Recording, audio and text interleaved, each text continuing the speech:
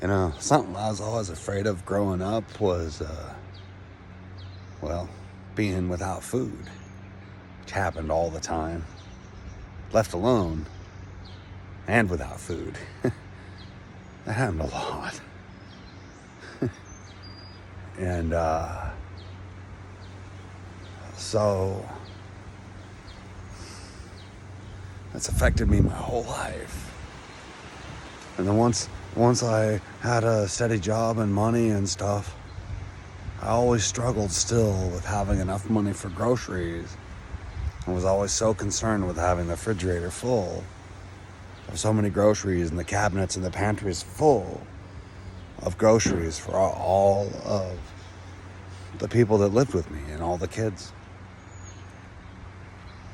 I never wanted anybody to ever feel like I did.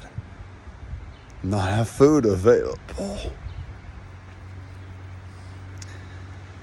And now my own internal system bucks me when I try to go get food. When I try to go to the store. And I've been just fighting it and fighting it and fighting it.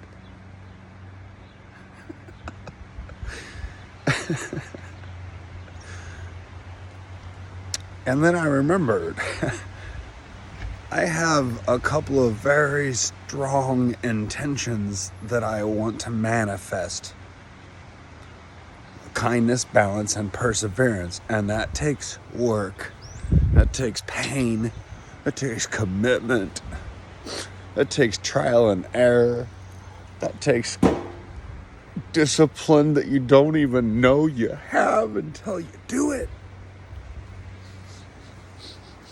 I've showed so many other people how to do all these things, yet I've been so aloof my entire life on actually being able to do it myself, even though I could physically perform and probably even mentally perform or outperform everybody. Like, I that's what I'm talking about.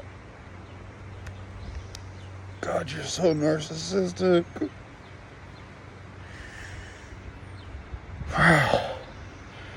That's what this whole video is supposed to be about. It's supposed to expose that parts of myself that are stuck in these ways of turning some really cool ideas and stuff into some sort of inward deprecating, manipulating. Like, it's awkward. It's uncomfortable. It's not just somebody having an emotional issue going on. There's like something else that's uncomfortable about it. And that's what I'm saying. That's what I experience over here in here. I'm aware of it.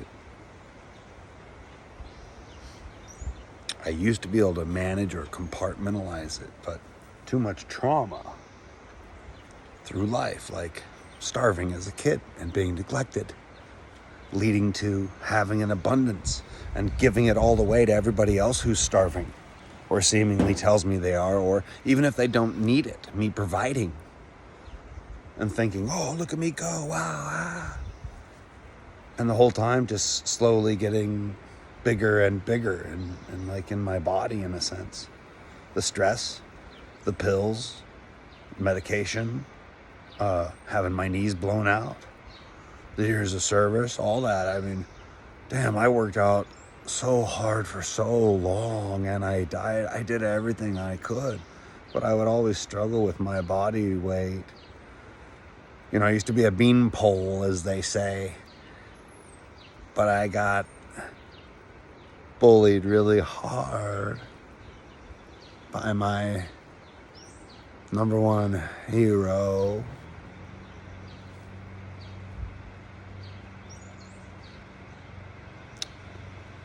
He always struggled with his body image and weight. And he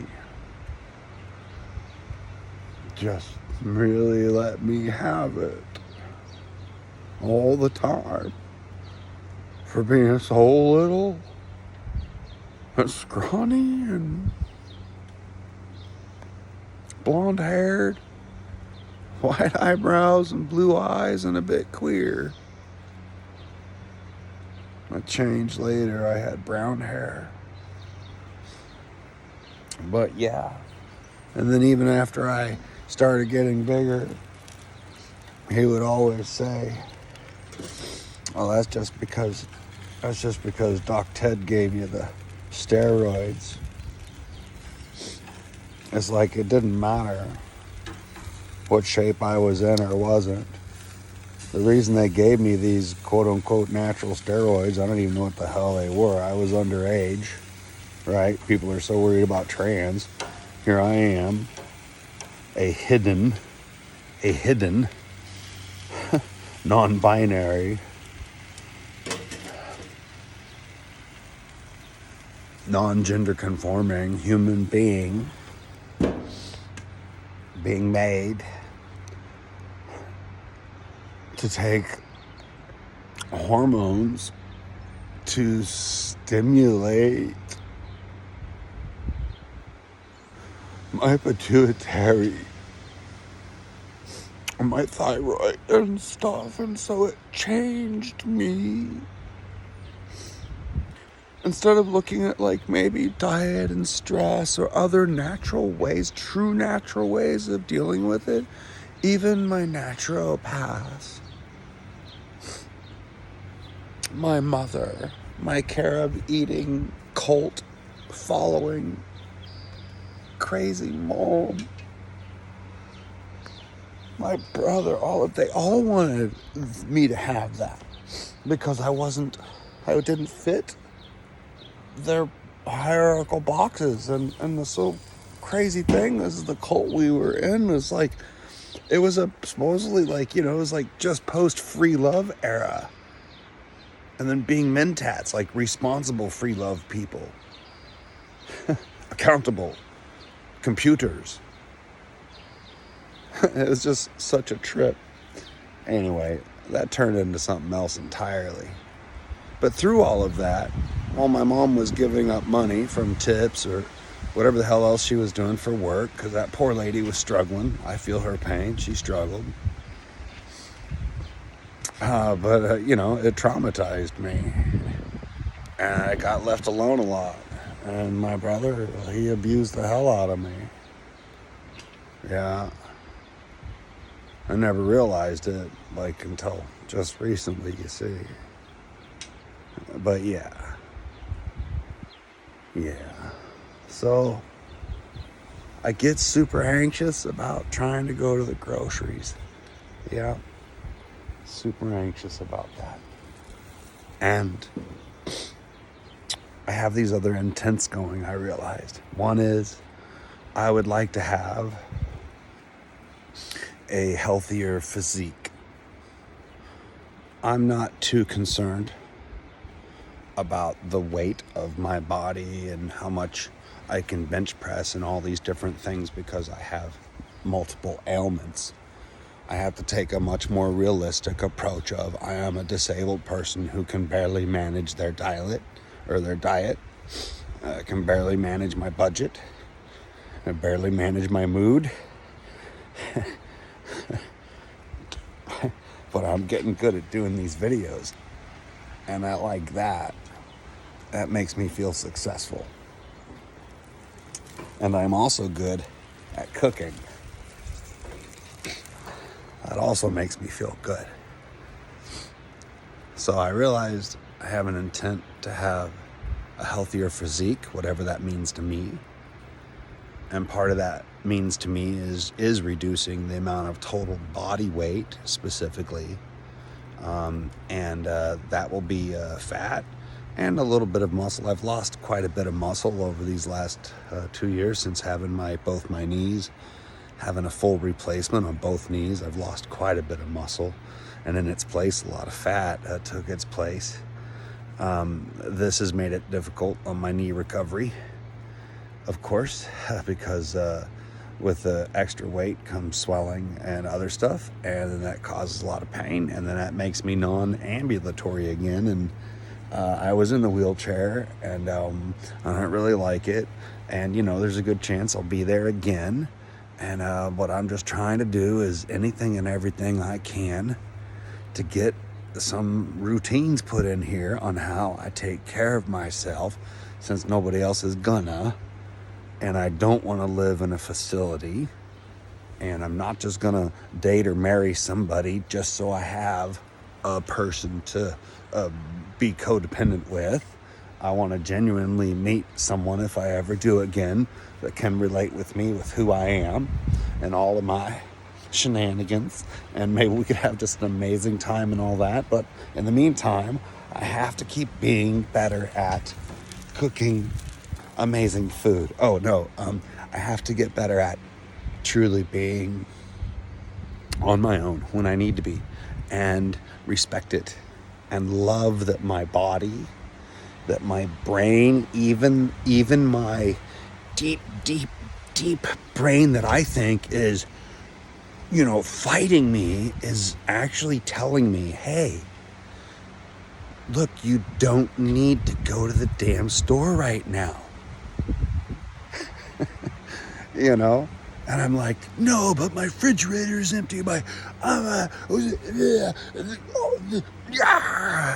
I'm so used to thinking that if I haven't previously taken care of it, that I'm literally just going to start starving, and then I'm just going to get in that stasis. And so I go through this loop over and over and over and over again, and I relive it every time I get low on groceries.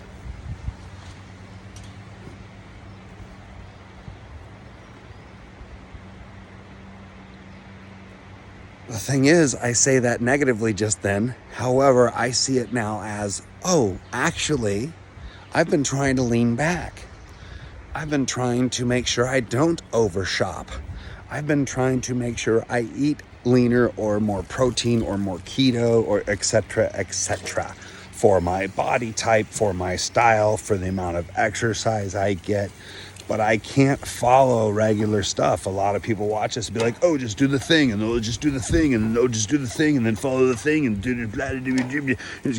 If that was all true, and I could do any of that, then I wouldn't be here making this video right now.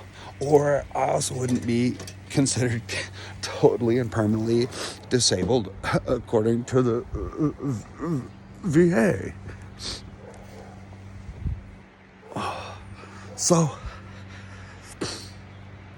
the thing is, I figured just a little bit ago, what if I just go, okay. And I'm like, whatever I have is what I eat.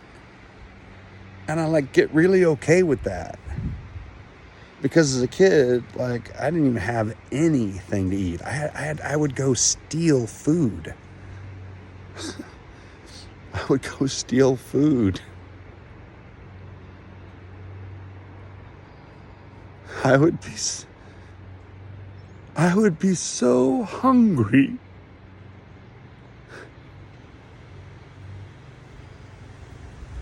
I think I was maybe 7 or 8, maybe. So hungry, so skinny. My mom comes home, swoops us up and takes us to a buffet or something. I don't even remember what she was doing for work then. And she takes us to a buffet. And I am so hungry, and have been so hungry for so long, that the smell of the food makes me sick to my stomach. And I just start heaving up bile in the line with the tray.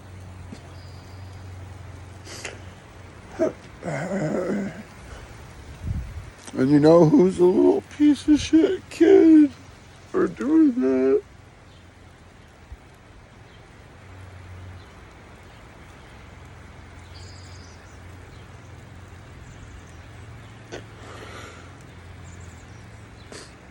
That's who my mother was.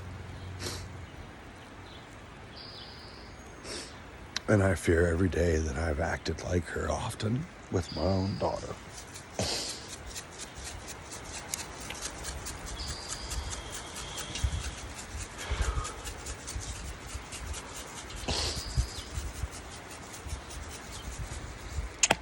I don't know.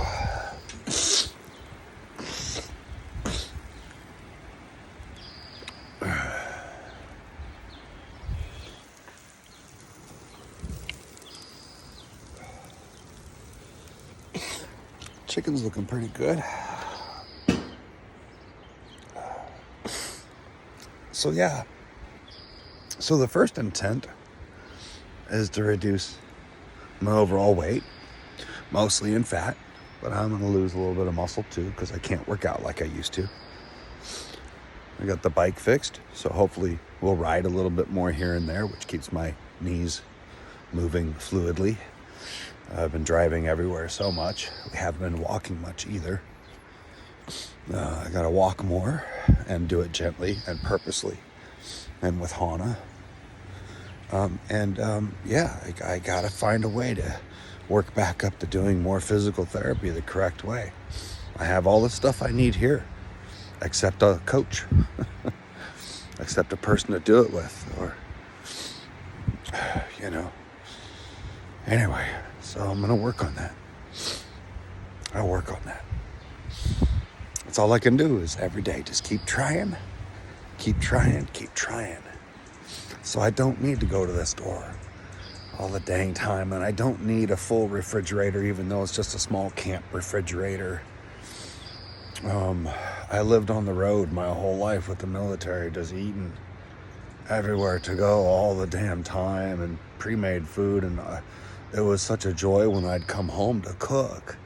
And the people I had as partners, they loved cooking too, and that made it a really amazing thing and great family times. But that's in my history, and now I have just these times with me, mostly in misery. That's a good rhyme. So I do the best I can to make with it what I can out of the days and the moments as I can. I am as genuine and transparent as I could possibly be. I understand I have a lot of bad parts still left in me from all the things they did, all the things I learned, and all the choices I made because of it. I can still do better. I can change. I can improve. I am evolving. The only way to do that is with love.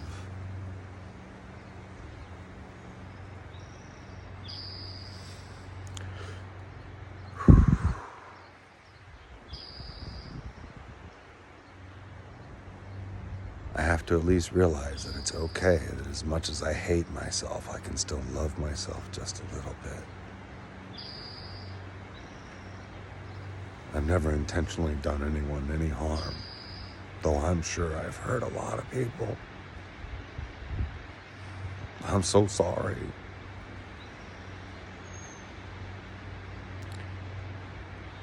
I just want us all to learn how to communicate better. Stop taking each other for granted. Help each other get by day to day when we need it. Throw out the judgments and the criticism. Bring some love and acceptance, but also boundaries. Boundaries are important. We have to learn them and respect them. You need to know your local laws and follow them as a civil society. Leave the kids alone, you hear me? Stop touching people when they don't want to be. Get some help. Get therapy. See a psychiatrist. If you're having feelings of hurting people or yourself, if you're having feelings of doing inappropriate touching of other people, get some help. Do it privately, but get some help. Or do it publicly and get some help. All right? And if you're starving, I'm so sorry.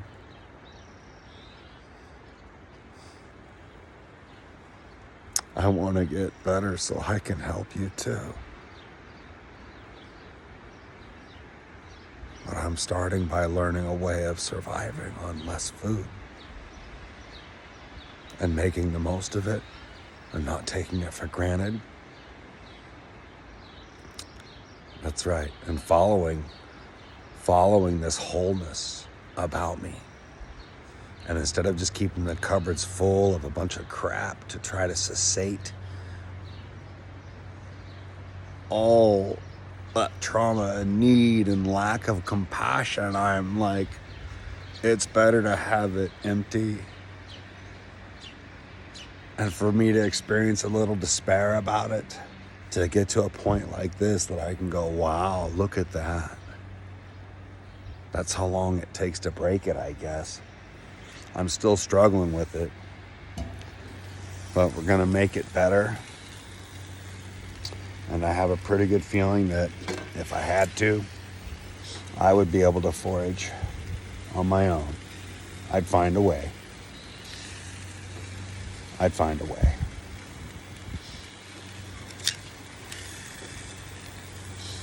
Especially with Hana. She's a natural hunter all the way. All right. Thanks for listening. It's nice checking in with you. I want you to take care. And just remember, sometimes for some people, life really is moment for moment. Food and water or not. Safe or not. And that's a hard way to live. When everybody else seems to have everything that we have not. Take care.